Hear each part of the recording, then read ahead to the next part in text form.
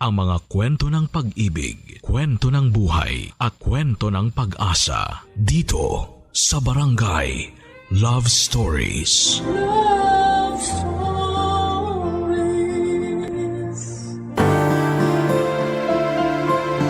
May mga latay sa katawan na mula sa mga sugat ng nakaraan na hinding-hindi maghihilom gaano man kahabang panahon ang magdaan. At sa mga sandali na hindi natin inaakala ay magbabalik sa atin ang mga masasakit na alaala. Ikaw kabarangay, meron ka bang masakit na nakaraan? Dear Papa Dudut, hello po, kumusta kayong lahat? Gusto ko lang samantalahin ang pagkakataon na ito para magpasalamat sa inyong programa na Barangay Love Stories. Marami kasi akong napakinggan dito na mga kwento mula sa mga kabarangay natin na kinapulutan ko ng aral at inspirasyon sa buhay. Kaya nga nasabi ko na lamang sa sarili ko na gusto ko ring magpadala ng storya at magbakasakali na maitampok ninyo sa radyo. Pero bago po ako magpatuloy sa pagkikwento ay gusto ko munang magpakilala sa inyo. Ako nga pala si Carlos, 30 years old at taga Pasig City. Nagtatrabaho ako sa isang BPO company bilang isang agent. Sa edad kong ito ay wala pa akong sariling pamilya bagaman meron akong girlfriend, si Sandra, at plano na naming magpakasal sa susunod na taon.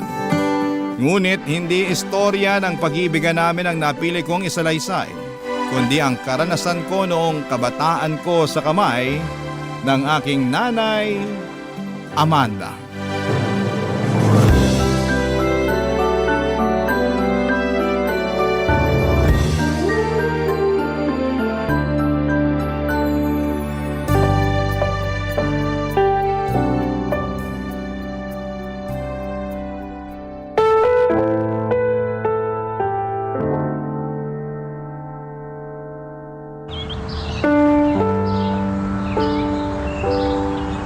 Aray ko, Nay!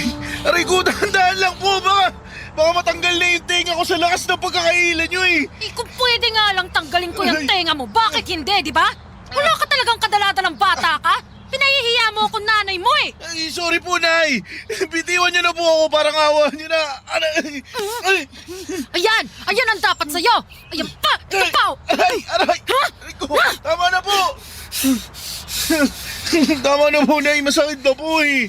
Masakit? Kulang pa nga yan matapos mo akong ipahiya doon sa barangay gunggong ka! Mantakin mo! Kung matino ka ba namang tao eh, bakit ka magnanakaw ng kaning lamig doon sa karinderya ni Aling Odeng, ha? Sige nga! Hindi ko po matiis yung mga kapatid ko na kanina pa nag-iiyakan dahil sa gutom. At sumasagot ka pa talagang lintik ka! Bakit totoo naman po ah? Bakit kayo nananampal? Kung binibilan nyo na lang po sana kami ng pagkain, hindi kami magugutom. Hindi sana ako magnanakaw. Sige, sumagot ka pa. Ano, ha? Umanda ka sa aking bata ka. Makikita mo, hinahanap mo. Diyan ka lang, ha? Hahanapin ko lang yung...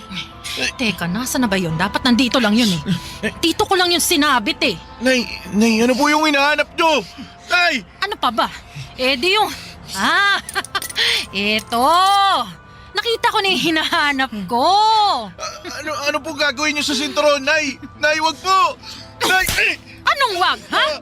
Dapat sa'yo, tinuturuan ng leksyon para matuta! Tama na po, Nay. Para awa nyo na po. Masakit na po. Wala akong awa sa katulad mong matigas ang ulo, ha? Dapat sa'yo, nilalatayan ng sinturon sa katawan para magtanda, ha? Ayun pa! Ayun pa! Ayun Tama pa! na po. Ha? Tama na. Masakit na po. Tama na. Ano? Ha? Sasagot ka pa ba ng pabalang sa akin? Hindi na po. Hindi na po, Nay. Dapat lang yan dahil makakatikim ka ng husto sa akin. Ayaw ko sa lahat yung sinusumbatan ako na para bang hindi mo na yung kausap mo, ha? Ayus-ayusin mo, Carlos. Dahil kaya kitang patayin sa palo. Nagkakaintindihan ba tayo? Sagot! Opo, Nay. Paisit na bata to. Napahiya ako. Tumigil ka na dyan! Kalalaki mong tao! Napakaiyakin mo!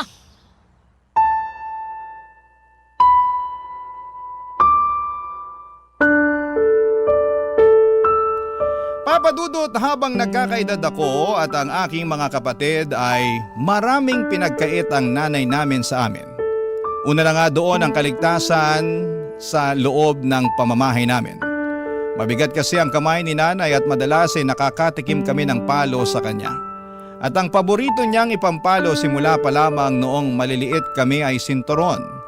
Walang araw na hindi ako nalalatayan ni nanay, kaya naman punong-puno ng peklat mula sa sugat na dulot ng hampas at palo niya ang aking katawan. Dahil din sa kahirapan ay wala kaming sapat na makain, kaya kinailangan kong kumayod sa pagtatrabaho para may pambili ng bigas at kakaunting ulam. Kung may sobra, pinambabaon ko yon sa eskwelahan. Pumasok ako bilang kargador sa palengke kapalit ng maliit na kita na madalas kulang na kulang para sa pamilya namin. Wala na kasi kaming tatay, iniwan na kami nito matapos mambabae. Si nanay naman ay mabisyo at hindi responsable. Kaya nga bilang panganay, Papa Dudut, ay lalo akong nagsumikap. Tumayo akong magulang sa dalawa ko pang nakababatang kapatid na babae.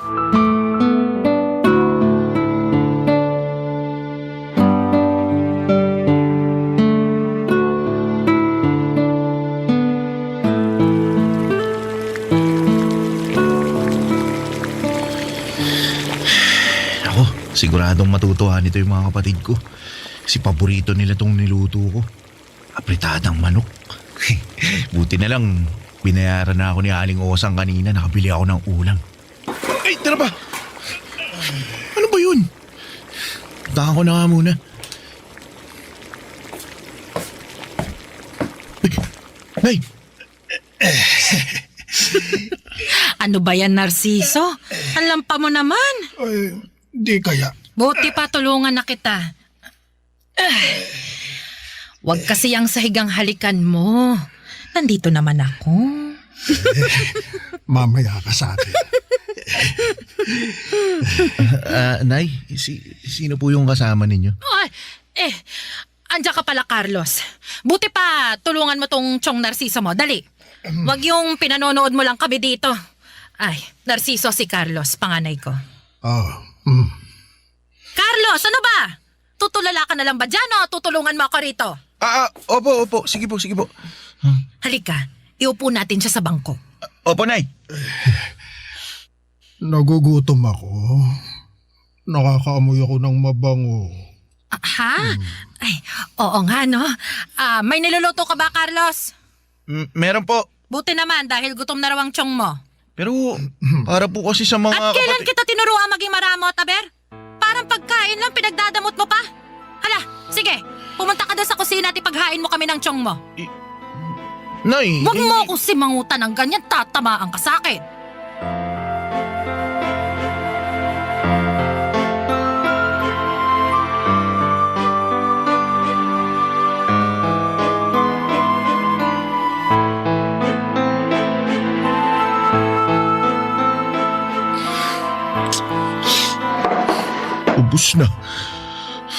Ubus na yung ulam na niluto ko para sa mga kapatid ko.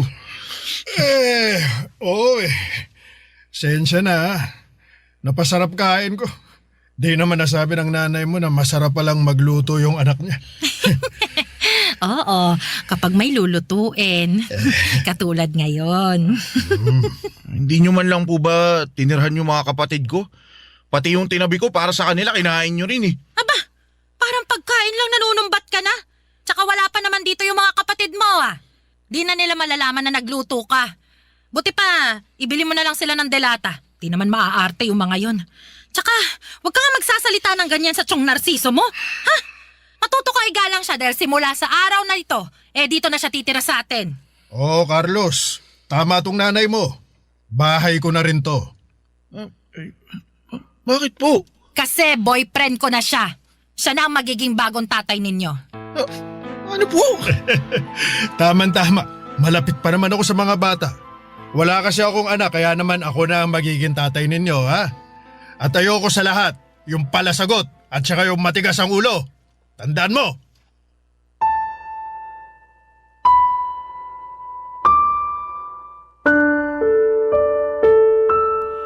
Papa Dudut, masama ang loob ko sa nanay namin dahil hindi niya ginagampanan ng maayos ang pagiging magulang. Na-question ko tuloy ang Diyos kung bakit sa dinami-rami ng pwedeng maging ama at ina ay sila pa ni tatay ang kinamulatan namin. Tapos hindi pa talaga nakontento si nanay dahil mas ginawa niyang impyerno ang buhay namin noong pinatuloy niya sa pamamahay namin si Chong Narciso.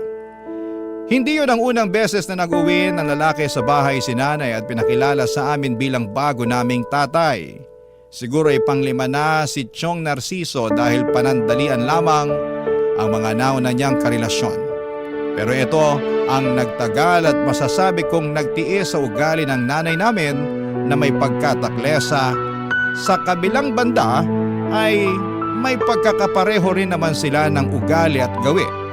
Tulad nga ng pagiging sugarol at pag-inom ng alak. Sobrang lungkot mga kapuso ng naging buhay namin. Bagay na nilalabanan ko. Barangay Love Stories. Barangay Love Stories. Papa Dudut, mataas ang pangarap ko sa buhay. Sa katunayan ay gusto kong kumuha ng medisina. Pero alam kong suntok sa buwan ang pangarap kong yon, lalo na sa estado ng pamumuhay namin. Kaya naman nakontento na lamang ako na marunong akong bumasa, sumulat, bumilang at nakakaintindi ng kaunting Ingles para hindi ko na hangarin pang makatungtong ng kolehiyo. Tuluyan ko nang pinagtuunan ng pansin ang pagtatrabaho para kumita ng pera. Nangarap ako na makapag-ipon para makabukod na, Papa Dudut. Gustong gusto ko na kasing umalis sa bahay namin dahil pakiramdam ko pag nanatili pa ako ng matagal doon ay masisiraan ako ng ulo. Mapagtiis akong tao. Pero hindi ko na alam kung kakayanin ko pa bang makisama sa nanay at tatay-tatayan ko. Lalo na at mukhang hindi uso sa kanila ang pagbabagong buhay. Kaya naman nagsikap ako at nagdoble kayod sa pagtatrabaho upang makapag-ipon ng pangrenta ko sa apartment. At nagawa ko naman makalipas ang ilang buwan na pagtitiis at pagtitipid, Papa Dudut.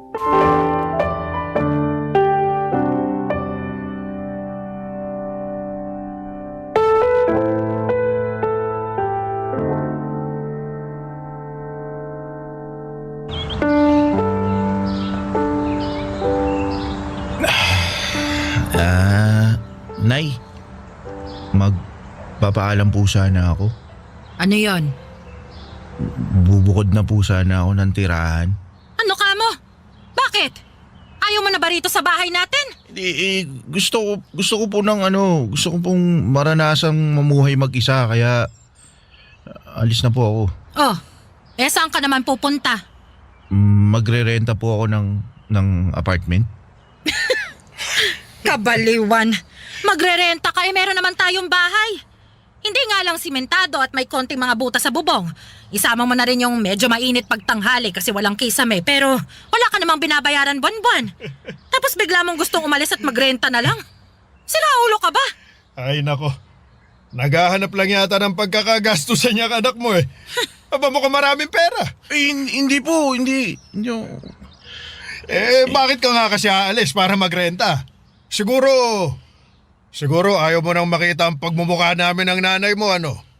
Aminin mo na lang kasi, Carlos. Totoo ba yon, Carlos? O baka naman ayaw mo nang mahingan kaya gusto mo na lang umalis. Ay, nako. Ayan naman ang hindi pwede. Kailangan mo pa rin magbigay ha? Kahit hindi ka na nakatira dito sa bahay, Carlos. Bakit po may pinagkakakitaan naman po kayo ni Chong. Ayan, diba? sinasabi ko na nga be. Gusto lang tumakas sa responsibilidad niyan. Yang anak mong yan, Amanda, nako. Ay, nako. Lintik ka talagang bata ka. Kung ano-anong naiisip mong gawin. Ay, kahit kailan sakit ka talaga sa ulo ko. Manong pumirmi ka rito sa bahay natin at maghanap buhay na lang para may pangambag ka. Kita mong di sapat yung pinagkakakitaan namin ng Chong mo. Pa-extra-extra lang siya sa construction, di ba? Ikaw lang ang inaasahan namin na makakapagbigay ng regular. Tapos plano mo pa kaming takasan. Hindi naman po sa ganon. Anong hindi sa ganon? Sinasabi mo lang kanina na may pinagkakakitaan naman kami. Sabihin mong hindi, sasampalin ko yung bunganga mo. Sobra naman kayo magsalita sa akin, Nay.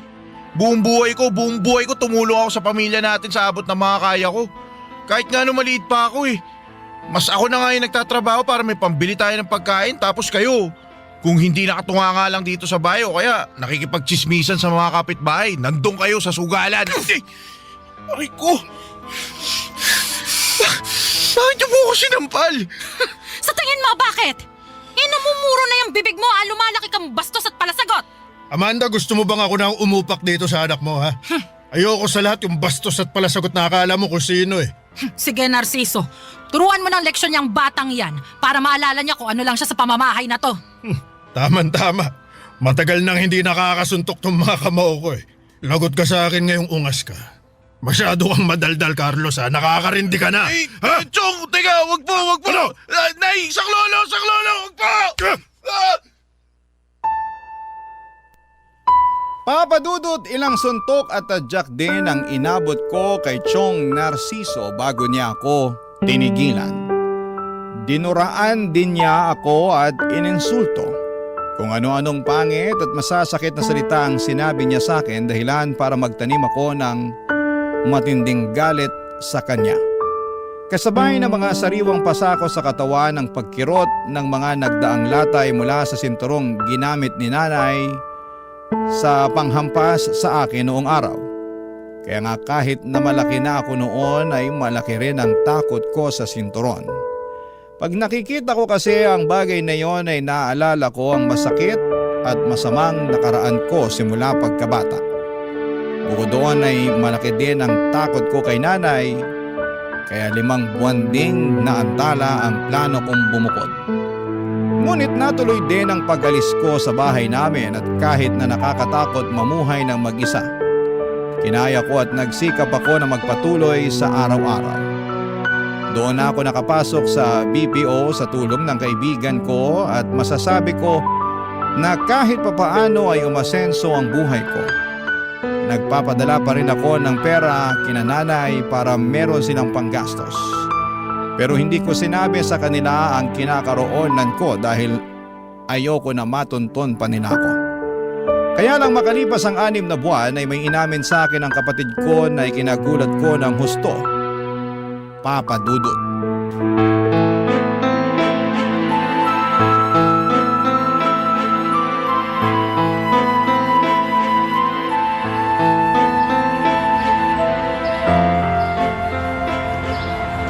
Nasaan na yung Narciso na yun? Ilabas niyo yung tao yun, Nay! Asa na? Ano? Ano bang? Ha? Magunos dili ka nga, Carlos! Bakit ka ba nagwawala? Tinanong niyo pa talaga kung bakit? Sa bagay, wala kayong alam o baka naman alam ninyo kung bakit pero wala lang kayong pakialam. Ano ba kasi yon? Asa na yung lalaking yun? Ilabas niyo siya, Nay! Wala rito si Narciso. Umalis siya. Ilang araw na rin. Hindi pa siya umuuwi. Ewan ko nga kung bakit eh. Ano bang kailangan mo sa kanya, ha?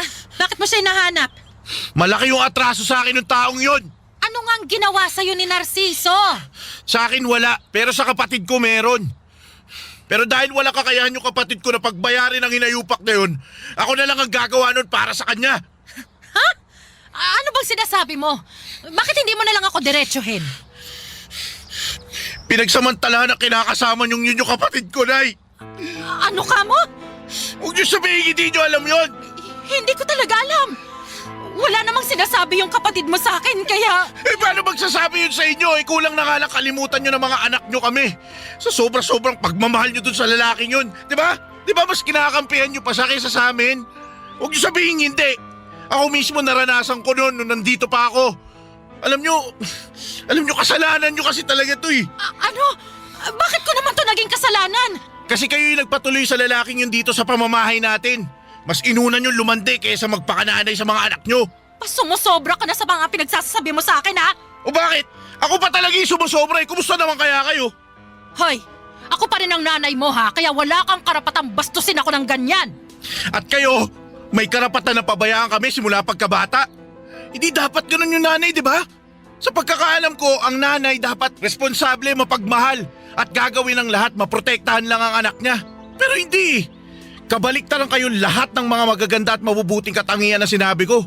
Yung inyo kasi, pangit at masama. Kaya kasalanan nyo kung bakit napahamak yung kapatid ko eh. Humanda kayo kasi papakulong ko rin kayo. Bakit kasama ako?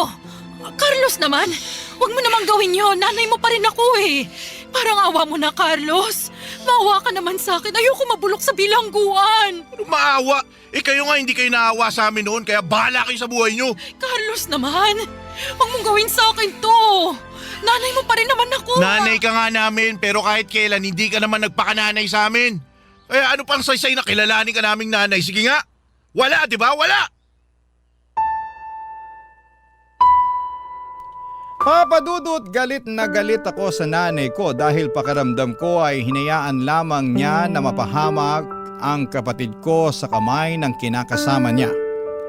Kaya naman sinisisi ko siya ng husto sa mga nangyari at kinamuhian pagkatapos. Bukod doon ay sinisisi ko rin ang sarili ko dahil mag-isa lamang akong tumakas noon sa poder ng nanay namin. Dapat ay sinama ko pala ang mga kapatid ko at hindi ko sila iniwan. Desidido na ako noong sampahan ng kaso ang tatay-tataya naming si Narciso, kaya lang bigla naman siyang inatake sa puso at tuluyang natulog sa kamatayan. Para sa akin, kulang pang kabayaran yon sa kanyang pagkakasala kaya naman hindi ako tuluyang natahimik. Paulit-ulit kong hiniling na sana'y masunog sa impyerno ang kaluluwa niya. Abot langit ang galit ko sa taong lumapastangan sa kapatid ko. Hindi ko rin naman maihabla si nanay dahil naawa ako nung nakita ko siyang nagluluksa sa biglaang pagkamatay ng kinakasama niya.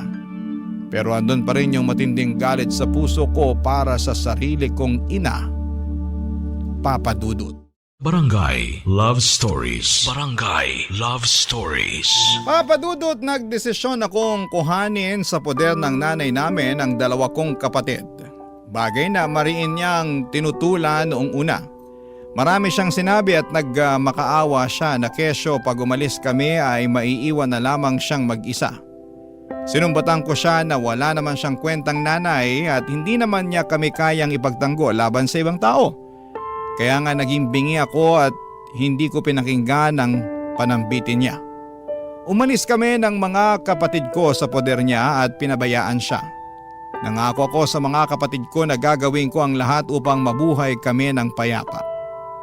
Makaraan nga ang 1 taon ay inamin sa akin ng pangalawa kong kapatid na nakausap niya ang nanay namin at gustong gusto raw akong makita. Nung una ay nagalit pa ako sa kapatid ko dahil pinagbawalan ko na silang makipag-ugnayan ulit sa nanay namin. Pero pinaintindi nila ng bunso namin na kailangan kami ni nanay, Papa Dudut. Kaya nga kahit labag sa kalooban ko, pumayag akong bumalik sa dati naming tirahan at nadatnan ko doon ang nanay namin na may kargang sanggol, Papa Dudut.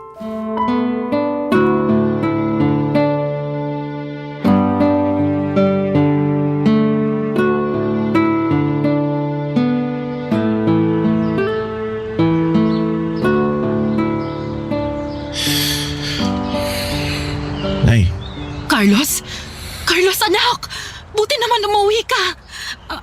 Ang tagal ko nang hinintay ang pagbabalik mo, anak! Buti naman! Buti naman! Hindi po ako umuwi.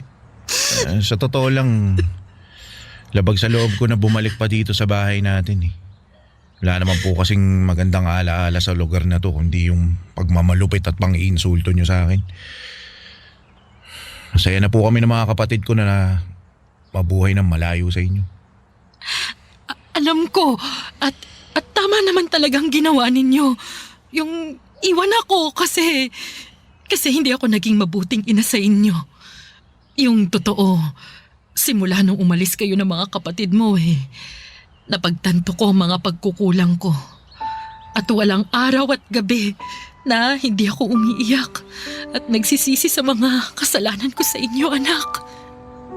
Lagi kong dasal sa may kapal na sana isang araw umuwi kayo rito sa bahay natin. Dahil hindi ko naman alam kung saan ko kayo pupuntahan. Hindi ko naman alam kung saan kayo hahanapin dahil tuluyan na kayong lumayo sa akin. Pero hindi pa rin ako nawalan ng pag-asa. Umasa ako na magkikita pa rin tayo, na makikita ko pa rin kayo. Kaya nga, araw-araw kong inaabangan ng mga kapatid mo sa eskwelahan nila eh. Gusto ko kasi sana kayong makausap, anak. Gusto ko kayong makita. Para saan pa? Di ba pinabayaan nyo na kami? Noon pa man parang ayaw nyo na sa amin kasi pabigat lang kami sa inyo eh. Tapos ngayon na umalis kami, nagpakalayo-layo. Tsaka nyo kami biglang gusto makita. Mahanap. Para humingi ng kapatawaran. Ay, wala na ring saysay. Wala na, Nay. Alam ko naman yun pero gusto ko pa rin subukan. At saka nakakahiyaman pero nangangailangan din kasi ako ng tulong eh. Wala naman akong malapitan. Wala akong mahingan. Galit na sa akin yung mga kapitbahay natin, anak eh. Tapos, wala naman tayong kamag-anak dito sa malapit. Eh kung ako lang naman kaya ko namang tiisin eh. Yung hirap, yung gutom, yung pag-iisa, kaya kong tiisin lahat yun. Pero kawawa yung anak ko eh. Kawawa yung kapatid ninyo. Kawawa yung anak nyo. Kapatid namin. Oo. Ang baby na to. Kapatid ninyo ang baby na to, Carlos. Nung namatay si Narciso, tsaka ako lang nalaman na nagdadalang tao pala ako. At nakuha nyo pa talagang magluwal ng bata sa mundo na papabayaan nyo lang naman din. Di ko naman ginusto ito eh. Ilang beses, Carlos. Ilang beses ko nga naisip na ipalaglag na lang tong kapatid ninyo eh. Kaya nga kinakain na ako ng konsensya. Tinatalaban pa pala kayo nun? Carlos naman.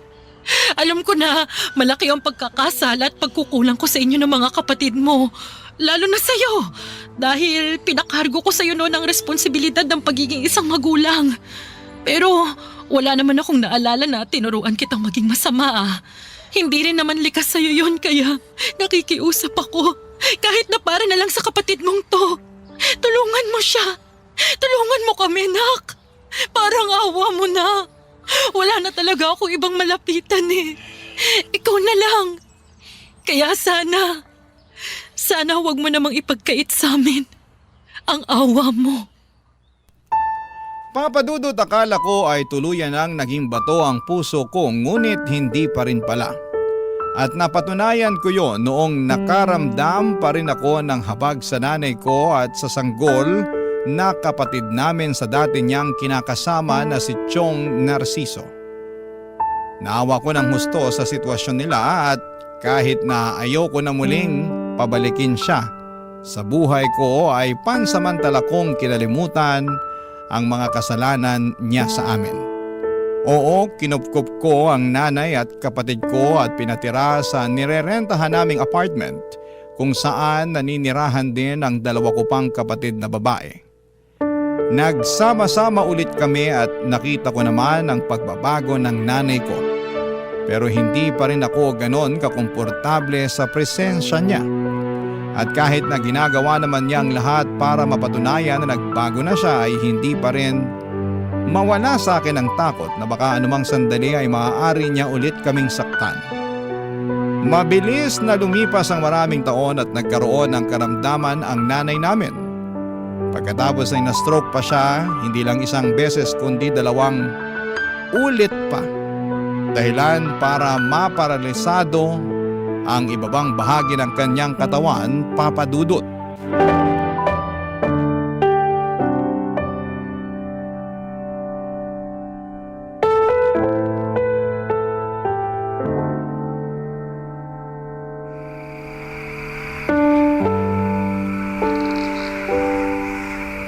May masakit po ba sa inyo, Nay? Meron. Pero hindi katawan ko. Kung tutuusin wala na nga akong maramdaman sa katawan ko. Hindi ko na maigalaw. Hindi ko na mailakad. Baldado na ako, anak.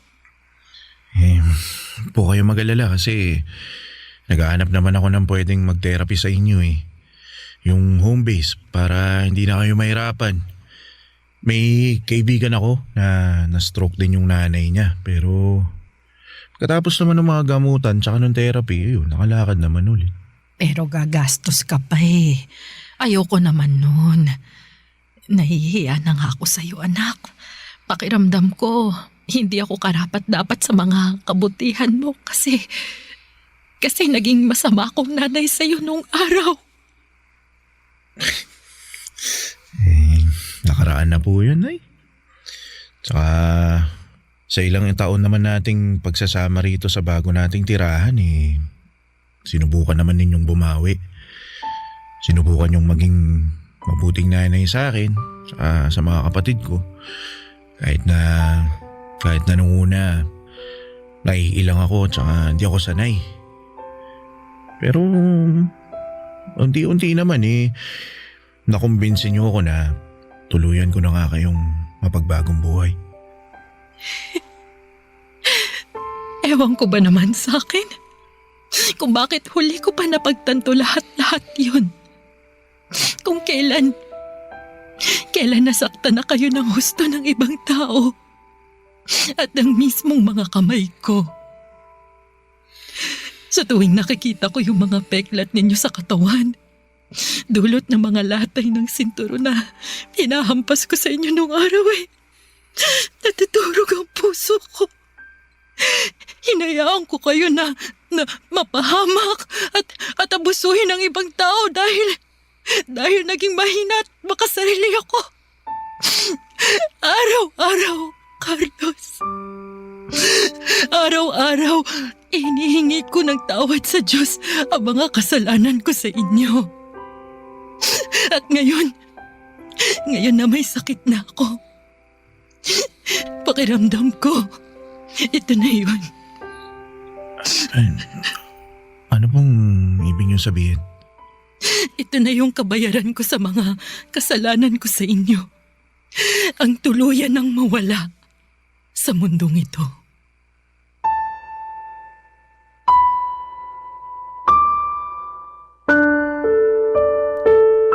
Papa Dudut, nagkaiyakan kami ni nanay matapos ng pag-uusap naming yon. At nung tumahan na kami ay nakumbinsi ko siya na kainin ang dala kong pagkain. Kung noong araw si nanay ang nagsusubo sa akin, pero nang mga panahong yon ay siya na ang sinusubuan ko.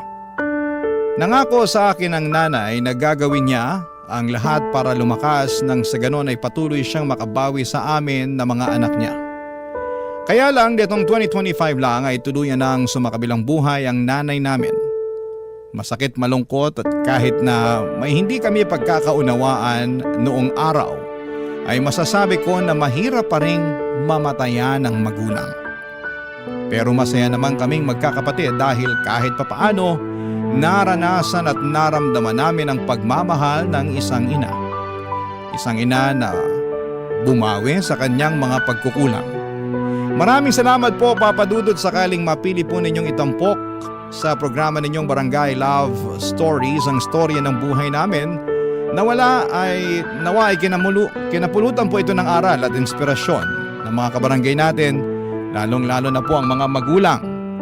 Hiling ko lang na tratuhin ninyo ng tama, mahinahon at may pagmamahal ang inyong mga anak. Gawin ninyong ligtas ang tahanang kalalakhan nila dahil yon ang magsisilbi nilang pahinga pag binalikan nila ang mga ala-ala ng nakaraan sa tuwing nakakaramdam sila ng kapaguran sa buhay na ito. God bless and more power po sa inyong istasyon. Ang inyong forever kapuso at kabarangay, Carlos. Uy, kabarangay! Agree ka ba sa ending ng ating barangay love stories na ito? I-share mo na ang feelings mo sa ating comment section. Ang mga kwento ng pag-ibig, kwento ng buhay at kwento ng pag-asa dito sa Barangay Love Stories. Love Stories.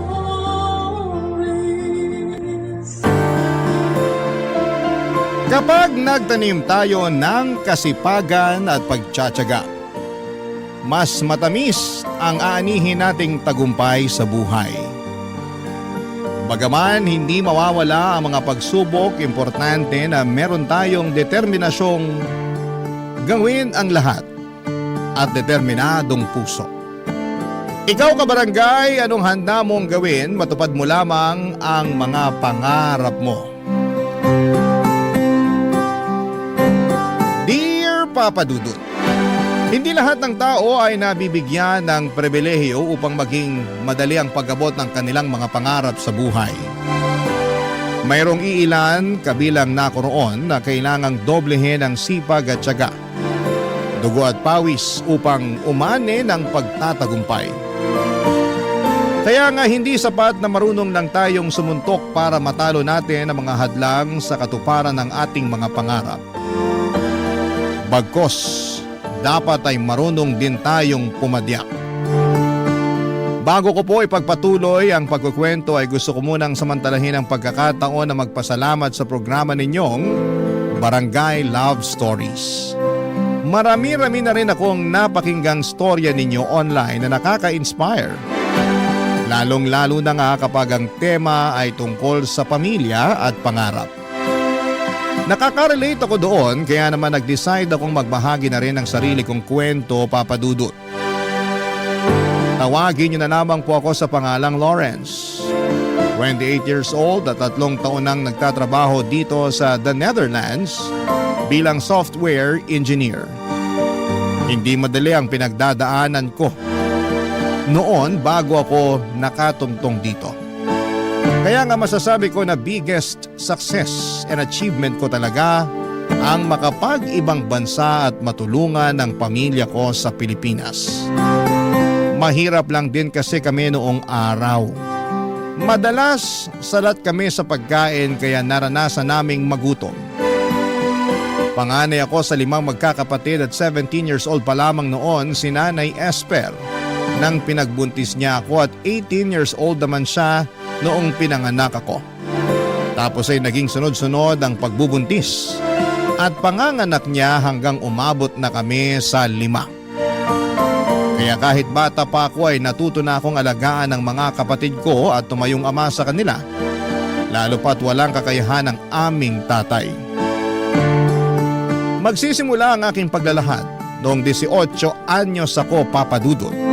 Tubong Antipolo, Rizal ang aming pamilya.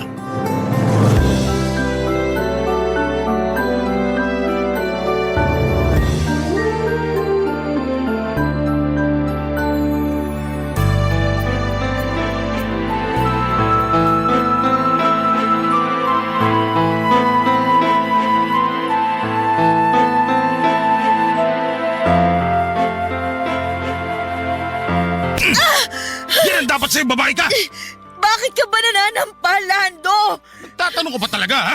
Isa ang kulit-kulit mo! Nakakatulig na yung bunganga mo! Tinatanong lang naman kita kung nasaan ang sahod mo, nananakit ka na kagad dyan. Di ba sinabi ko na ang wala? Paano wala sahod mo kahapon? Sa walang natira, magagawa mo! Paano walang natira?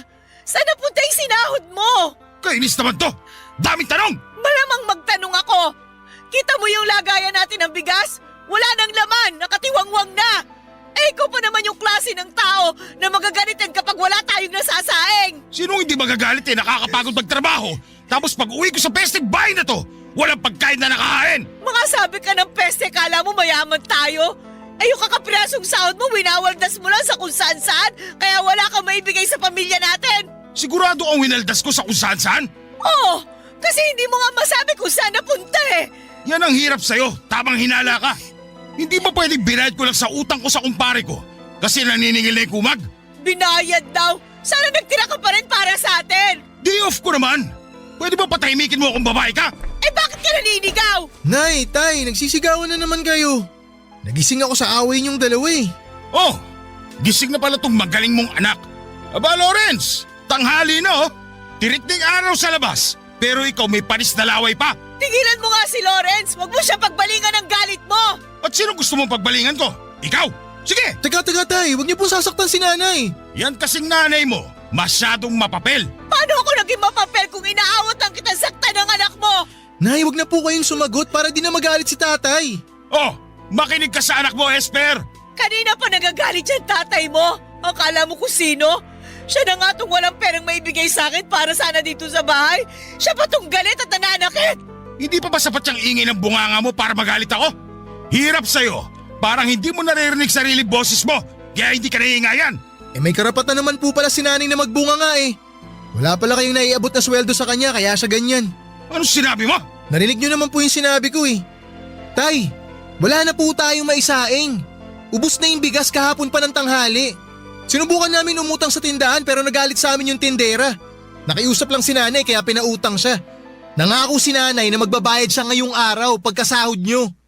Kaya siya nagbubunga nga kasi wala kayo na ibigay na sahod, di wala siyang may pambabayad sa tindahan, lalo magagalit sa amin yung tindera. At bakit ka ganyan magsalita sa akin? Baka nakakalimutan mo tatay mo ako? Hindi ko po nakakalimutan yun. Pero baka kayo po yung nakakalimot na magpakatatay sa pamilyang to. Ah, ganon. Gusto mo rin yata masampal katulad ng nanay mo? Wag na wag mo sasaktan ang anak ko, Lando! At bakit hindi? Bastos siyang anak mo! Tama naman si Lawrence eh! Hindi ka marunong magpakatatay sa pamilya natin, kaya wala kang karapatang mainsulto! Hindi ka pa talaga nadala sa sampal ko? Gusto mo pa yatang dagdagan ko eh! Umalis ka na lang kung mananakit ka! Aalis talaga ako! Umuwi lang naman ako para kumain sana. Pero mukhang wala rin ako mapapala sa pamamahay na to! Kakain ka pa eh, wala na nga kami makain dito! Eh di sama-sama tayo mamatay sa gutom! Peste buhay naman to oh! Ikaw ang peste sa buhay namin! Ako ba talaga? Ako pa, Esper? Oo, ikaw! Sino pa ba sa tingin mo? Ako? Yung anak mo? Malamang ikaw! Ay! Pinagtutulungan niyo talaga ako, no? Ewan ko sa inyo! Papa Dudut, hindi na bago sa akin ang eksena kung saan ay nag-aaway ang mga magulang ko ng dahil sa pera. Bata pa lamang ako ay gano'n na sila, Papa Dudut. Akala ko ay masasanay na ako pero naririndi pa rin ako sa tuwing nagbabangayan sila. Minsan kampi ako kay tatay kasi nakakabinging manermon si nanay. Pero madalas ay kumakampi ako sa nanay ko dahil totoo naman ang lahat ng mga sinasabi niya tungkol sa tatay namin. Mabisyo kasi ito at magastos. Kaya laging kulang o minsan ay wala pa itong naibibigay na pera para pang gastos namin sa bahay. Nagtatrabaho sa atelier bilang mekaniko ang tatay ko, Papa Dudut.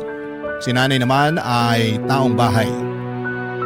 Gustuhin man niyang tumulong kay tatay sa pagtatrabaho ay hindi na siya magkanda-ugaga sa pag-aasikaso sa aming magkakapatid. Noong lumaki na kami ay tumanggap na ang labahin si nanay para naman may pinagkakakitaan siya. Pero hindi yun regular at kung meron lamang nagpapalaba. Sinamahan na rin niya ng pamamalantya or pagkaplantya para may dagdag kita. May mga pagkakataon na kapag nagagalit si nanay sa amin ay lagi niyang bukang bibig na sana'y hindi na lamang niya kami pinanganak. Aaminin ko sa inyo, Papa Dudut, na nagtatampo ako nung bata ako kapag napapakinggan ko yon sa kanya.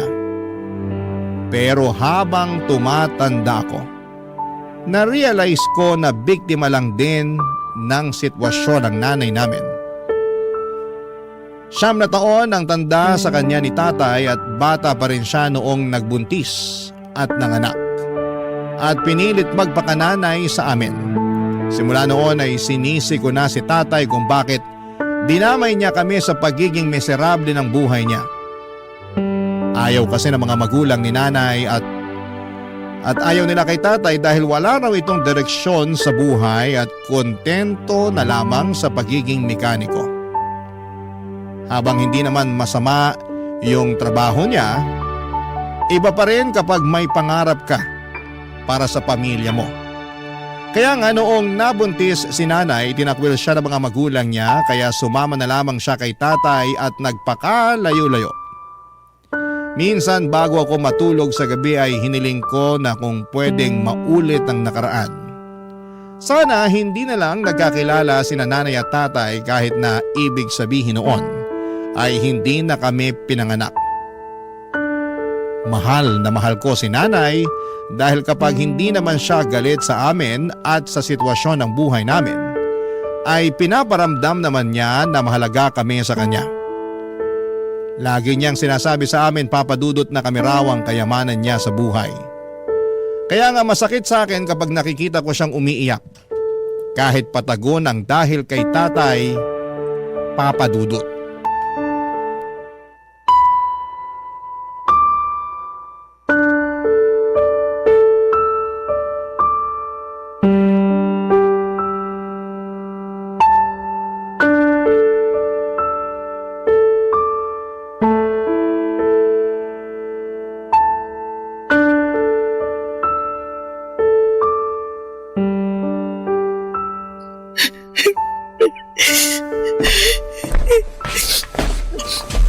Oh, Nay! Ba't po kayo umiiyak? Ha? Hindi ako umiiyak. Sa akin pa talaga kayo magsisinungaling. Kitang-kita yung pamumulan ng mga mata nyo. Halatang halata na galing kayo sa iyak. Nakalimutan kong binata ka na pala. Hindi na kita maloloko katulad nung bata ka pa lang. Kaya nga sabihin niyo na po sa akin yung rason kung bakit kayo umiiyak. Baka sakali makatulong ako. Yung magaling mo kasing ama. Naalaman ko sa mga tsismosa nating kapitbahay na may nilalanding ibang babae.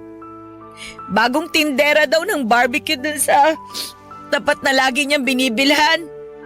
Pumupunta pa raw dun sa talyer para ihatid ng personal sa tatay mo yung binili niyang inihaw. Totoo po ba yan, Nay? Hindi ko alam pero kilala ko yung tatay mo eh. May pagkababaero. Hindi naman to yung unang beses na nakarinig ako ng chismis tungkol sa panlalandi niya ng iba. La, ibig sabihin marami na? Oo anak. Ba't ngayon nyo lang po sinabi sa akin to? Bata ka pa nun eh. Maliliit pa rin ang mga kapatid mo. Hindi nyo naman maiintindihan ng sitwasyon. Pero matanda na ako, Nay. Kaya ko na mag-isip ngayon. Hindi po tama yung ginagawa sa inyo ni tatay. Buong akala ko pera lang yung laging pinagtatalunan nyo. May iba pa pala. Paano nyo po pala nalaman yung tungkol sa pambababae niya? Gusto kong protektahan yung pamilya natin. Kala ko kasi kapag naging mapagtiis ako, magbabago yung tatay mo. Pero hindi kasi matagal na siyang pariwara sa buhay eh. Kasalanan ko rin naman. Hindi ako nakinig nun sa mga magulang ko. Mahal ko kasi yung tatay niyo eh. Kaya pinili ko siya kaysa sa sarili kong pamilya. Ay, sorry po, Nay ah. Kasi kailangan nyo pong maranasan yung ganitong sitwasyon. Bakit ka ba nagsosorry? Hindi naman ako nagsisisi kasi nagkaroon ako ng mga anak na katulad ninyo. Lalong-lalo ka na. Mabait ka, masunurin. Tsaka maaasahan ko ng magbantay sa mga kapatid mo. Bukod doon, matalino ka rin. Mana sa'yo yung mga kapatid mo. Kung may pinagsisisihan man ako, yun yung natiis kong makisama dyan sa tatay ninyo. Kahit na wala na siyang ginawa kundi saktan yung loob ko. Namimisikal din po siya. Oo nga. Pati nga kayo dinadamay niya eh. Hindi man lang siya naawa sa inyo. Lalo na sa'yo anak. Yun nga rin po yung iniisip ko eh kasi hindi naman ganun yung mga tatay ng mga kaklase ko. Naiinggit tuloy ako sa kanila kasi ang babait ng mga tatay nila. Alam ko naman na walang perpektong tao at walang perpektong pamilya. Pero lahat ng pinagdadaanan nila, nalalagpasan kasi nadadaan nila sa maayos na usapan. Hindi katulad ni tatay. Walang alam kundi magalit at manigaw. Mahilig din siya manisi. Akala mo wala siyang kasalanan sa nangyayaring kamalasan at kahirapan sa buhay natin. Ganun po ba talaga ugali niya? Nung nagkakilala kami ni Lando, pansin ko na medyo mainitin ang ulo niya. Mainipin din siya. Pero akala ko mawawala rin yun at pagbabago siya pagtagal. Kaso parang lumala eh. Ay, pasensya na kayo ng mga kapatid mo anak ha. Kasi nagkaroon kayo ng tatay na hindi marunong magpakatatay sa pamilya natin. Kung pwede ko lang sana piliin kung sino magiging tatay ninyo. Hindi ko nagugustuhin makisama sa tatay ninyo eh. Maghahanap talaga ako nung responsable, mabait at marunong magdala ng pamilya. Sa tingin ko na hindi naman na po namin kailangan ng bagong tatay. Kasi kontento na kami ng mga kapatid ko sa inyo, Nay. Pero mahirap lang tayo eh. Tsaka wala rin masyadong alam ang nanay ninyo. Lagi nga ako naloloko pag sinusuklian sa palengke kasi madali ako mataranta kapag maraming tao. Nakakahiya. Tumanda na lang akong ganito. Pero para po sa amin, kayo ang pinaka the best na nanay. Di nyo naman po kailangan maging perpekto para matawag na the best eh. Nay, pangako ko po sa inyo mag-aaral po ako ng mabuti. Para pagdating ng panahon magkaroon ako ng magandang trabaho. Tsaka pag nagkaroon na ako ng magandang trabaho, tutulungan ko kayo na iahon yung pamilya natin sa kahirapan. Gagawin ko po yun, Nay, kahit wala si tatay. Hindi po namin kailangan si tatay para magkaroon ng inspirasyon. Kayo lang po, Nay. Sapat na sa amin yun. Papadudot kung gaano ko kamahal ang nanay ko. Kabaliktaran naman noon ang nararamdaman ko sa tatay ko. Galit ako sa kanya dahil hindi na nga siya mabuting ehemplo sa aming magkakapatid. Lagi pa niyang sinasaktan si nanay. At mas nadagdagan lang ang galit ko sa kanya nang malaman ko nga ang tungkol sa pambababae niya. Ang kapal ng mukhang humanap ng iba samantalang pamilyadong tao na. Grabe ang inis ko noon sa kanya na parabang gusto ko siyang suntukin sa pagmumukha niya kapag umuwi siya sa bahay. Pero ang totoo ay takot talaga ako sa tatay ko. Kahit na gustong gusto ko siyang sagot-sagutin. Iniiwasan ko dahil ayoko na ulit maulit yung mga pambubugbog niya sa akin na damay pati mga nakababata kong kapatid.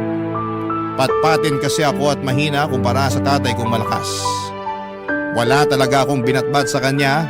Sa katunayan, noong huling beses na ginulpi niya ako ay kamuntika na akong maospital. Nasagot ko kasi siya ng pamalang dahil inaaway na naman niya si nanay.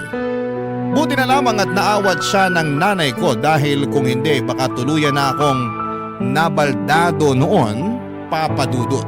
Barangay Love Stories. Barangay Love Stories. Papadudot dahil po sa pambababae ni tatay. Dumalang na lamang ang pag-uwi niya sa bahay namin. Kahit na masakit kay nanay, tinanggap na lamang niya ang kalokohan ng tatay namin. Natutuhan niyang tumahan sa pag-iyak at bumangon mula sa pagkakalugmok dahil meron siyang mga anak na kailangang buhayin. At ako naman papadudot bilang panganay ang kasakasama ni nanay sa paghahanap ng trabaho na pwede niyang pagkakitaan para may pambili kami ng pagkain. Nandun yung namasukan siya bilang tagahugas ng pinggan sa kantin, tendera ng balot, tauhan sa laundry shop at kung ano-ano pa. Pero may ugali si nanay na ayaw nangangamuhan kaya hindi rin siya nagtatagal sa mga pinagtatrabahuhan niya. Mabilis na nagdaan ang 1 taon na ganon ang aming sistema. Ako naman ay nagtatrabaho na rin noon habang nag-aaral. Nasa college na ako noon at kumukuha ng kursong BS in Information Technology. Buti na lamang at scholar ako dahil magastos ang kurso ko. Pero pangarap ko talagang makapagtapos at mabigyan ng karangalan ng pamilya namin. Kaya nga kasabay noon ang pag-working student ko. Bale, sumasideline ako bilang tagaluto ng sisig at dinakdakan sa isang fast food stall tuwing gabi. Kakilala ni nanay yung may-ari at gusto raw makatulong sa pamilya namin. Kaya pinayagan akong rumakit sa tindahan nila. Thankful ako dahil kahit papaano ay katulong na ako ng nanay ko sa pagtatrabaho. Isang araw, pauwi na ako noong galing sa eskwelahan nang sinurpresa ako ng nanay ko. Sakay ng isang padyak o pedicab. At hindi lang siya basta pasahero doon, kundi siya mismo ang nagmamaneho.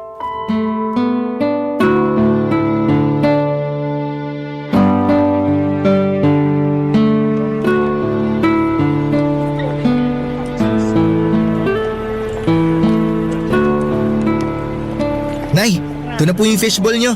Salamat, nak. Kain muna tayo. Gutom na ako eh. Sige, Nay, kain lang kayo. Astig talaga nitong pedicab. Kanino pala to, Nay? Sa akin.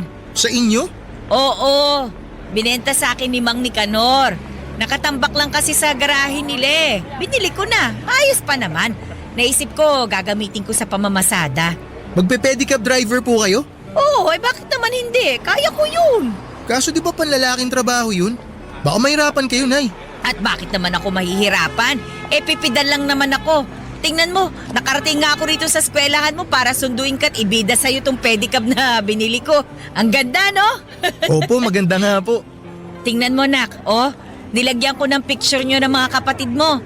Para kapag napapagod ako titingnan ko lang yan, gagaan na ulit ang pakiramdam ko.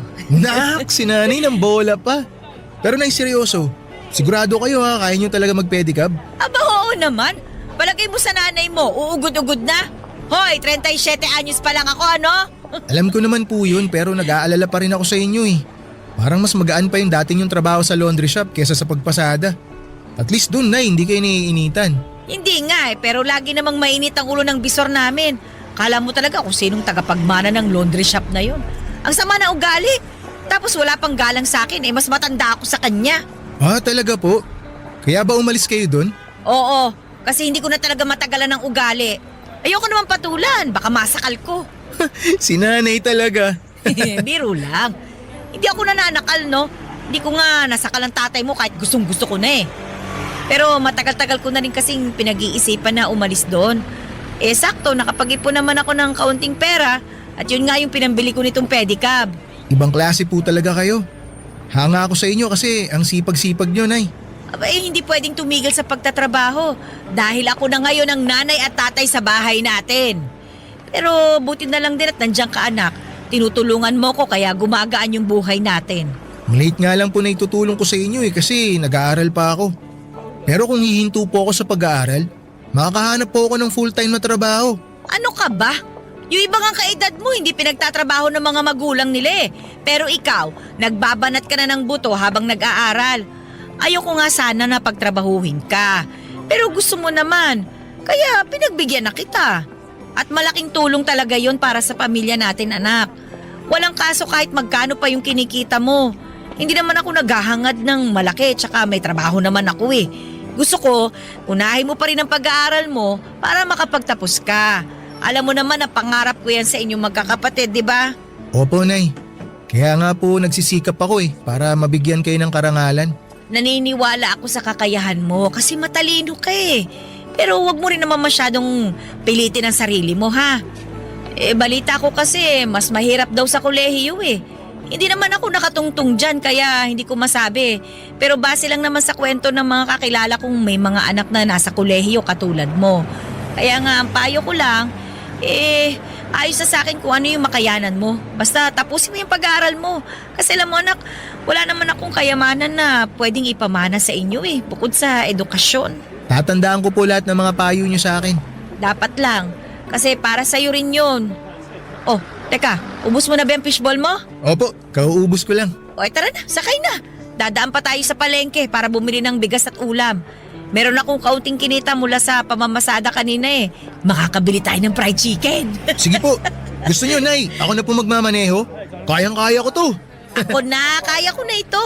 Umupo ka na lang dyan at mag-relax ka. Nay, salamat po talaga kasi nandyan kayo para sa aming magkakapatid. Ano ka ba? Hindi naman ako mawawala katulad ng tatay mo.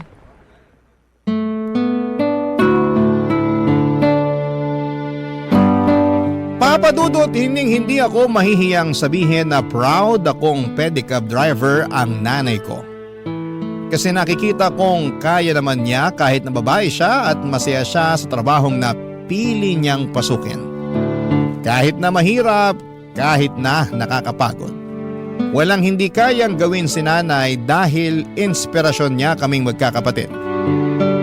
Kitang-kita ko ang alab ng determinasyon sa mga mata niya. Sa tuwing walang pag-aalinlangan niyang binabagtas ang daan para lamang maihatid ang mga pasahero niya, umaraw man o umulan. Kaya sino ako para magreklamo at sumuko sa buhay? Nangako ako sa sarili ko na bibigyan ko ng karangalan ang nanay ko. Sisiguraduhin kong makikilala siya ng karamihan dahil mabuti siyang magulang. At kapag binabanggit ko si nanay, kung gaano ako ka-proud sa kanya ay naluluha siya. Pero masaya naman daw siya. Doon ko nga napagtanto na kahit na hindi patas ang mundo sa lahat ng tao, ay meron pa ring pag-asa na hindi habang panahon ay nasa kahirapan kami. At nalulugmok ang aming buhay.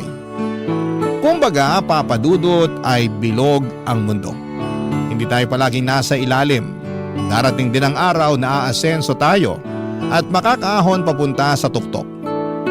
Ganon ang naging buhay namin sa loob ng 2 taon, Papa Dudut.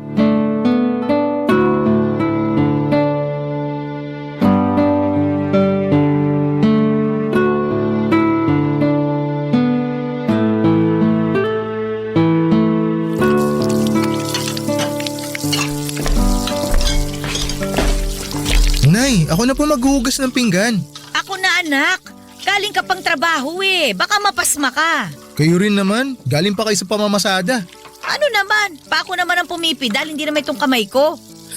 Si nanay nakuha pa magbiro eh. Ay, totoo naman, di ba? Sige na, matulog ka na doon. May pasok ka pa bukas. Mamaya na po, di pa ako inaantok. Kwentuhan po muna tayo habang binabalatan tong mangga na dala nyo. Pabot po ako ng kutsilyo, Nay. O, ito anak. Salamat po. Ano bang gusto mong pagkwentuhan? Kumusta po kayo sa trabaho nyo, Nay? Sa pamamasada? Ay nako di masaya. Marami na nga akong suki eh. Mas gusto nila sumakay sa pedicab ko, lalo na yung matatanda kasi maingat daw ako magpatakbo. Hindi katulad yung ibang driver na harabas. Kala mo kung sinong hari ng kalsada. Ay ayaw, natutuwa na rin naman ako. Masaya po ako para sa inyo, Nay, na natutuwa kayo sa trabaho nyo. Pero hindi po ba dapat na lagi po talaga kayong maingat? Kasi kapag... Esther! Teka, Esther, buksan mo nga ang tayo pinto! na. Ako na po magbubukas ng pinto, Nay. Sandali, baka kung anong gawin niya sa'yo. O, Tay, ano pong ginagawa nyo rito? Oh, yung magaling ko palang anak to. Sagutin nyo yung tanong ko, anong sabing ginagawa nyo rito? Ano ba pakialam mo? Kakausapin ko nanay mo. Tumabi ka nga dyan sa daanan. Parang harang ka. Aray! Esther! Ano bang kailangan mo, Lando? Nabalitaan ko, nagpapadya ka na raw ah. O ano naman ngayon sa'yo? Aba, porke kumikita ka na ng sarili mong pera, niyayabangan mo na ako? Hindi kita niyayabangan. Tsaka bakit ka ba nandito? At bakit hindi? Masama na bang umuwi sa sarili ko pamamahay? 3 taon kang hindi umuwi sa bahay na to kasi pinili mo yung babae mo. Tapos magtatanong ka kung masama bang umuwi ka rito? Paano ko sabihin kong oo? Hindi ko akalain na tumapang-tapangan na rin sa 3 taon na wala ako rito ah. Dati-rati takot na takot ka sa akin eh. Hindi na ako takot sa'yo ngayon. Naranasan na namin na pabayaan mo. Nabuhay naman kami nang wala ka. Tapos babalik ka? Para ano? Makisama sa amin? Para manggulo? Kahit ano pa yung dahilan mo, hindi ka na welcome sa pamamahay na to. Wala kang karapatan na paalisin ako rito. Kasi tatay niyo pa rin ako. Wala na kaming tatay. Matagal na kayong patay para sa amin. Anong sinabi mo? Baka gusto mo makatikin na suto ko. Sige, subukan mo! Akala mo yata hindi ako gaganti sa'yo eh. Aba, matapa ka na nga talaga. Lando! Lawrence, tumigil nga kayo! Tuturuan ko lang ng leksyon to anak mo. Napakahayop mo talaga, Lando! Ang kapal na mukha mo, saktan ng anak ko! Masyado kasi siyang pakilamero. Siraulo ka pala eh! Pumunta ka lang talaga dito para manggulo! Umalis ka na! Matapang ka na rin ha. Balik ka rito para masakal kita. Bitiwan mo si nanay! Bitiwan mo ako! Hindi ako makahinga! Hindi mo bibitiwan si nanay? Hindi ka pa rin kasi nagbabago. Bitiwan mo! Masyado ko pa rin madaldal. Bitiwan mo yung hawak mong kutsilyo! Kasi sumusobra na itong taong to eh! Huwag mo akong subukan dahil kayang-kaya kita saktan! Kaya umalis ka na dito sa bahay namin! Kapal na mukha mo magpakita dito! Ayan na. Binitiwan ko na nanay mo. Bitiwan mo na rin ako, Chilo anak. Baka madulas ka, maisaksak mo sa akin yan. Pagkatapos mo kaming iwan, babalik ka na lang ng ganon? Kapal na mukha mo! Kampun ka ng demonyo! Tapos mananakit ka pa't manggugulo dito? Mabuti pa umalis ka na! Bumalik ka doon sa pinanggalingan mo! Umalis ka na, Lando! Ayaw ka na naming makita at makasama ng mga anak mo! Hoy! Bibilang ako ng 3! Dapat nakalabas ka na ng pinto ng bahay na to! Di ako nagbibiro sa'yo, sasaktan talaga kita! 1! 2! Ito na nga lalabas na. Mga linti kayo. Magsama-sama kayo sa impyernong lugar na to! Dami pa sinasabi! Malis ka na!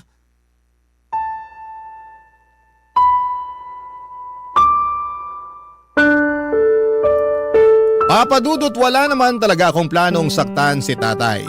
Gusto ko lamang siyang takutin dahil sumusobra na siya.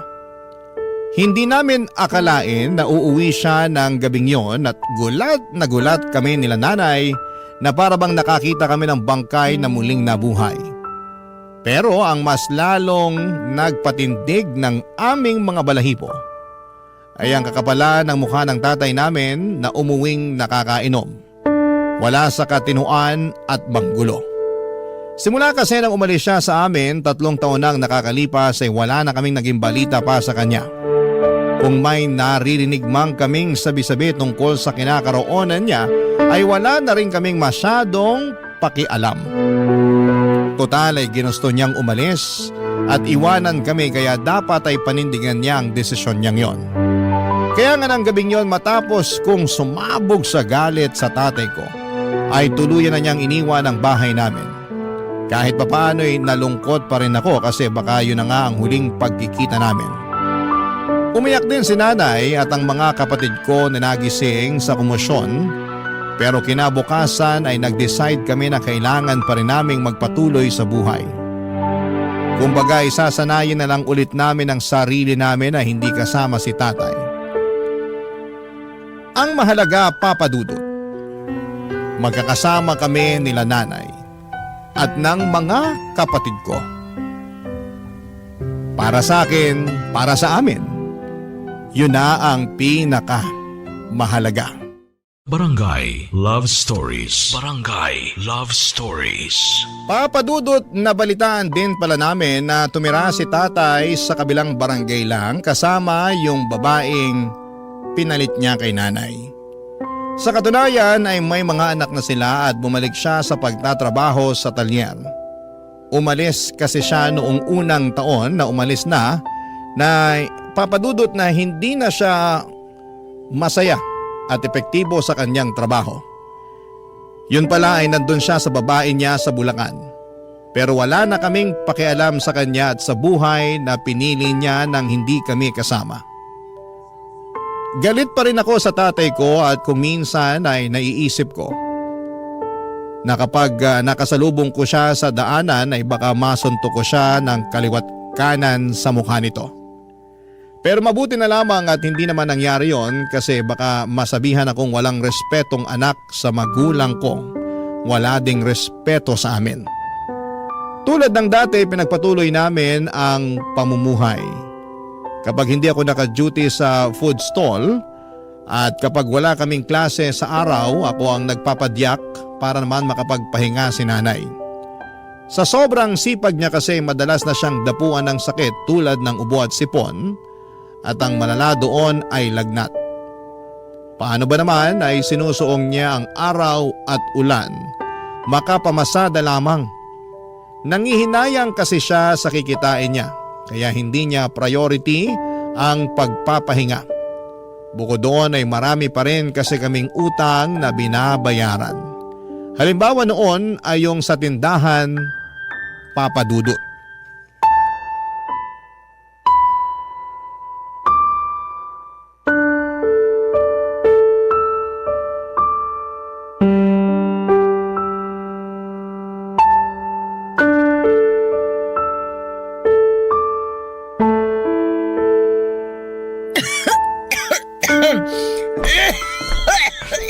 Nay, ito na po yung gamot nyo. Inumin nyo na po muna. Salamat, Lawrence. Nay, inuulit ko, parang awa nyo na, magpahinga na muna kayo. Buong araw nang masama yung pakiramdam nyo tapos gusto nyo pa talagang lumabas kanina para mamasada. Huwag ka na masyadong mag-alala sa akin, anak. Ayoko lang talagang magpahinga kasi sayang yung kikitain ko eh. Kung nakapamasada lang sana ako ngayon, may pandagdag tayo sa pambili ng cake ng kapatid mo sa birthday niya sa Martes. Ibang klase talaga kayo, Nay. May sakit na nga po kayo, kami pa rin talaga ang iniisip nyo. Eh, syempre naman. Sino pa bang iisipin ko eh? Kayo yung mga anak ko. Tsaka, nangako ako sa kapatid mo na bibilang ko siya ng cake. Yung may paborito niyang, yung cartoon character ba yun? Ako na pong bahala sa cake ng kapatid ko. Huwag nyo nang isipin yun. Ang tutukan nyo, yung pagpapagaling nyo. Ay, sige anak. Salamat talaga kasi lagi mo kong sinasalo. Sinasalo po saan? Eh, sa mga pagkukulang ko sa pamilya natin. Sa mga panahon na hindi ko kaya kasi nagkakasakit ako. Pakiramdam ko, wala akong kwentang ina kapag hindi ko nagagawa yung lahat para sa inyo. Ano pong walang kwenta, Nay? Kahit nga po may sakit kayo, ang sipag-sipag nyo pa rin eh. Ayaw nyo yung nakahiga lang. Bumabangon kayo para maghugas ng pinggan imbis na natutulog. Kaya hindi kayo gumagaling kaagad kasi makulit din kayo eh. Masakit kasi sa likod kapag laging nakahiga eh. Tsaka, kaya ko namang maghugas ng pinggan. Yun na nga po, Nay eh. Kasi iniisip nyo na kaya nyo. Kaya nyo inaabuso yung katawan nyo. Oh, bakit ka naman umiiyak, anak? Nalulungkot lang po kasi ako dahil may sakit kayo. Siguro kung hindi po kayo nagpe-pedicab, di kayo magkakasakit ng ganyan eh. Natural lang yun kasi napapagod yung katawan ko. Pero konting pahinga lang naman. Gagaling din naman ako. Pero lagi na lang po kayo may sakit, Nay. Siguro oras na para tumigil po kayo sa pagpe-pedicab nyo. Ano ka mo? Ayoko nga, anak. Para rin naman po sa inyo yun. Pag tumigil ako sa pagpe-pedicab, sino na lang magtatrabaho para sa pamilya natin? Sige nga. Ako po. Anong silbi ko sa pamilya natin kung hindi po ako magtatrabaho para tulungan kayo, di ba? Para sa kaalaman mo, anak, may silbi ka sa pamilya natin. Gusto ko lang po talagang makatulong, Nanay. Alam ko naman yun. Alam ko yun. Pero kasi nag-aaral ka eh. At wag na wag mong sasabihin sa akin na titigil ka na lang para makapagtrabaho. Wala naman na pong kaso sa akin yun, Nay, kung titigil ako. Para naman po sa pamilya natin yung gagawin ko eh. Kasi, Nay, pag tumigil po ako sa pag-aaral, mas mapagtutuunan ko ng pansin yung pagtatrabaho. Marami kasi ako mga kaklase, Nay, na sinubukan mag-part-time job pero nahirapan sila. Kaya nangyari, tumigil na lang sila sa pag-aaral. Sabi rin ng mga kaibigan ko, Nay, magtatrabaho rin naman ako pagka-graduate ko eh, kaya ba't ko pa patatagalin? Nagsasayang lang daw ako ng panahon sa pag-aaral. Ayoko. Hindi ako papayag. Tsaka, luko-luko yung nagsabi sa'yo na nagsasayang ka lang ng panahon sa pag-aaral. Hindi pagsasayang yon. Dahil pag nakapagtapos ka, mas malayo ang mararating mo. Nay naman. Basta ayoko. Yung pagtatrabaho habang buhay yan. Yung pag-aaral ilang taon lang naman. Nay, payagan niyo na po ako. May lagnat lang naman ako pero gagaling din naman ako. Hindi naman tumalubang sakit para tumigil ako sa pagtatrabaho. Tsaka, konting panahon na lang makakapagtapos ka na sa pag-aaral mo. Ngayon mo pa talaga naisipang huminto? Luko-luko ka pala talagang bata ka eh. Nag-aalala lang naman po ako sa inyo, Nay. Ay, pasensya na po kayo, Nay. Naiinip lang po kasi ako eh. Gusto ko na makatulong sa pamilya natin. Gusto ko na po makatulong sa inyo na mag-provide para hindi naman po kayo nahihirapan na magtrabaho. Naawa na po kasi ako sa inyo eh. Ayaw ko po na may mangyaring masama sa inyo, Nay. Lalo na pumapasada kayo. Nakakatulong ka sa pamilya natin. Ako ang nanay sa ating dalawa. Ako dapat ang magtrabaho ng husto para sa atin. Hindi ikaw. Dahil nag-aaral ka pa nga eh. Basta anak, sikapin mo na makapagtapos ka. Ilang taon na lang naman yan. Pasasaan din ba at magbubunga rin yung paghihirap natin kapag nakapagtapos ka na? Sige po, Nay. Pero dapat magpagaling na po kayo ha. Ipangako niyo po sa akin yun. Oo, magpapagaling ako para hindi ka na rin masyado mag-alala dyan. Pangako yan, anak. Papadudot, nag-usap pa kami ni nanay ng ilang minuto bago siya inantok dahil na rin sa gamot na ininom niya. Nang makatulog na siya ay hinalikan ko ang kanyang noo at umusal ng panalangin sa Diyos na sana'y pagalingin na niya ang nanay ko. Tapos ay saglit kong tinitigan si nanay habang inaalala yung mga pinag-usapan namin. Hindi pa rin siya nagbabago. Kahit na may sakit na siya ay punong-puno pa rin ng pag-asa ang mga mata niya na balang araw ay mapagtatapos niya kaming magkakapatid sa pagpapadyak niya. Kaya nga kahit mahirap, kahit na minsan ay nawawala na ako ng dahilan para tapusin ang pag-aaral ko, ay binabalikan ko lahat ng pinagdaanan namin upang makahanap ng rason kung bakit kailangan kong makapagtapos. Kapag binabalikan ko kung paano kami nagsimula ay nabibigyan ako ng pag-asa upang lalong magsumikap sa aking pag-aaral. Laging sinasabi sa akin ng nanay ko na habang may buhay, may pag-asa. Hindi man yon nakikita ng ating mga mata pero nararamdaman naman yon ng ating puso, lalo na sa tuwing nagdarasal tayo sa Diyos. May pag-asa sa bawat sulok ng maliit naming tahanan. May pag-asa sa mga hikbi ng magulang na nakikiusap sa Panginoon na iligtas ang mga anak nila sa kapahamakan at bingit ng kamatayan. May pag-asa sa bawat pagsisikap ng isang tao na merong pangarap na gustong tuparin pagdating ng panahon. At may pag-asa sa bawat pagpadyak ng aking nanay. At totoo nga dahil pagkalipas ng 2 taon, makakapagtapos na ako ng pag-aaral.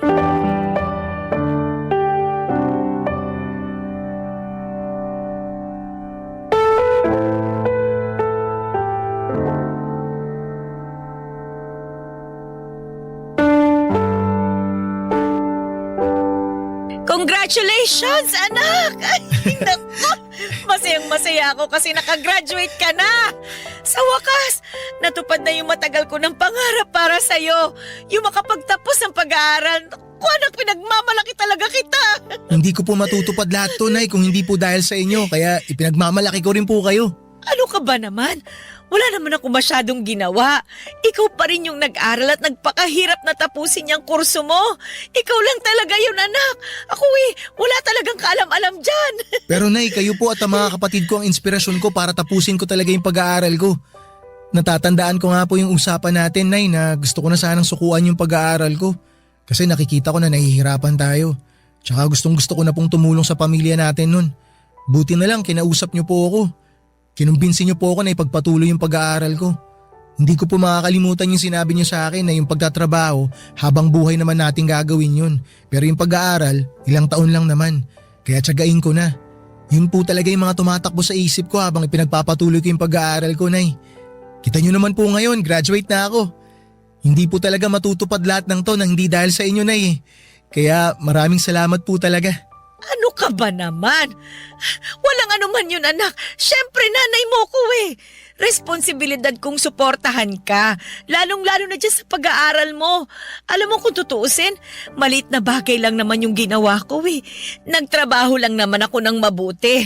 At nangarap ka sabay mo na balang araw makapagtatapos ka.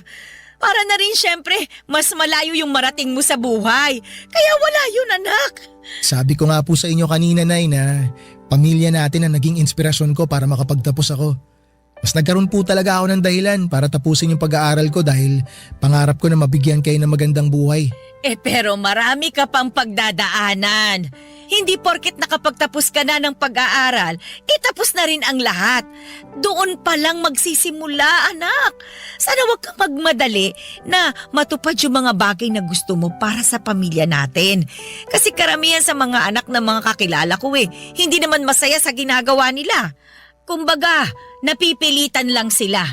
Kaya nga, dahan-dahanin mo lang, anak. Huwag kang magmamadali. Opo, Nay. Tatandaan ko po yung mga sinabi niyo. Ganyan nga.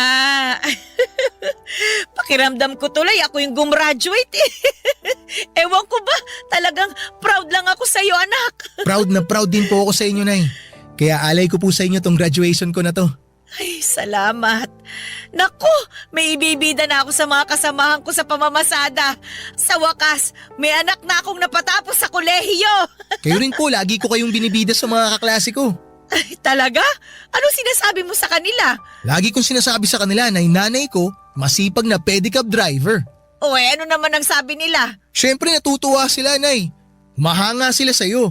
Kasi alam nila na hindi madali yung trabaho nyo. Pero kinakaya nyo para mabuhay kami magkakapatid. Doon palpak si tatay yung buhayin yung pamilya natin. Lalo na nung iwan niya tayo para sumama dun sa babae niya. Ay, nako. Naisip ko lang, kung di lang siguro nagloko yung tatay mo, sana dalawa kami ngayon na nagse-celebrate ng graduation mo. Dalawa kami ngayon na proud sa'yo. Naisip ko rin po yan, Nay, pero hindi ko na lang masyadong pinagtutuunan ng pansin. Pero alam nyo, Nay, pag binabalikan ko yung mga kasalanan niya sa atin, nagpapasalamat ako. Kasi hindi na natin siya kasama ngayon. Wala na tayong problema, wala na tayong konsumisyon. Ako rin naman. Lalo na tapos na yung mahabang panahon ng pagpapakatanga ko dyan sa tatay mo at pakikisama sa kanya kahit na lagi niya akong pinahahalik sa kamao niya. Ay, tsaka mas mahal ko kayo ng mga kapatid mo at mas mahalaga kayo sa akin kesa sa kanya. Sino ba siya? Ako pa bang magpapakahirap sa kanya? Ako magdudusa? Doon na lang siya sa babae niya. Basta pangako ko po sa inyo, Nay, ito na po ang magiging simula ng pag-asenso natin. Gagawin ko po lahat para maiahon tayo sa hirap. Basta anak, huwag kang magmamadali sa pag-asenso. Kasi hindi naman yan instant na pwede mong makuha agad-agad eh. Lahat ng bagay sa mundo, pinaghihirapan yan at pinagtitiisan. Katulad niyang pag-aaral mo. Pinaghirapan mo yan at pinagtiisan. Kaya nagtagumpay ka. Ano, naiintindihan mo ba? Opo, Nay. Mabuti naman. Ay, Nay, teka. Meron pa pala akong isang sorpresa. Ano ba yan, anak? Ito po, sulat. Sulat? Sige, akin na. Basahin nyo, Nay. Cum laude? Cum laude ka, anak? Naku naman, ang galing-galing talaga ng anak ko. Mana-mana lang po yan, Nay. Nagmana po ako sa inyo eh. Papa Dudut, proud akong nakapagtapos bilang cum laude at inalay ko ang tagumpay ko na yon sa pinakamamahal kong nanay.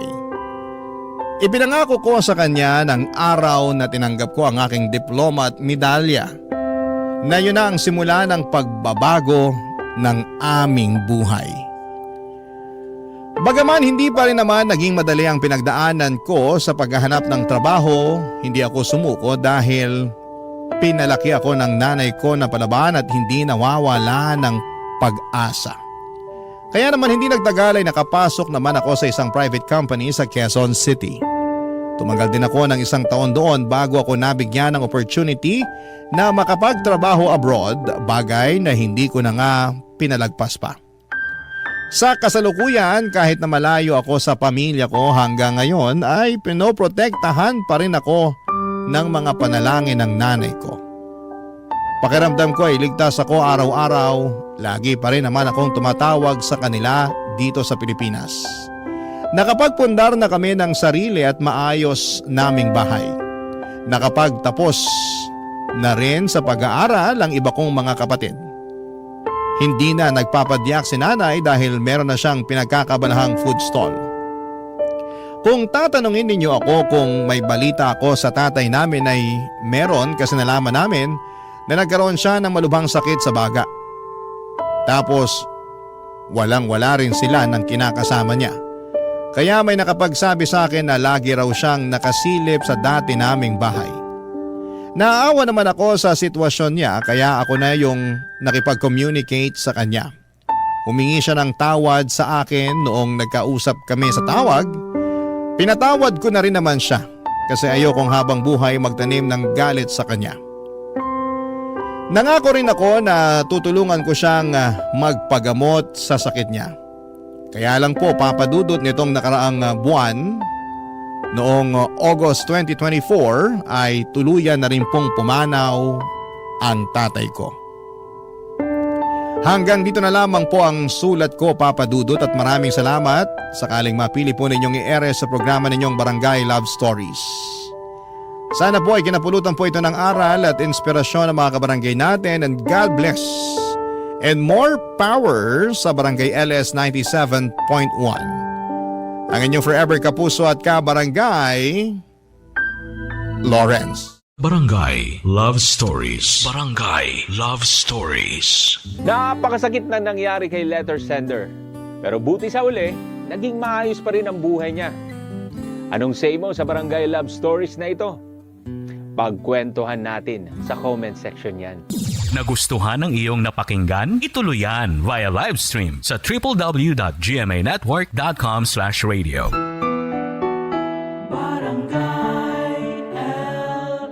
In Mega Manila, 97.1.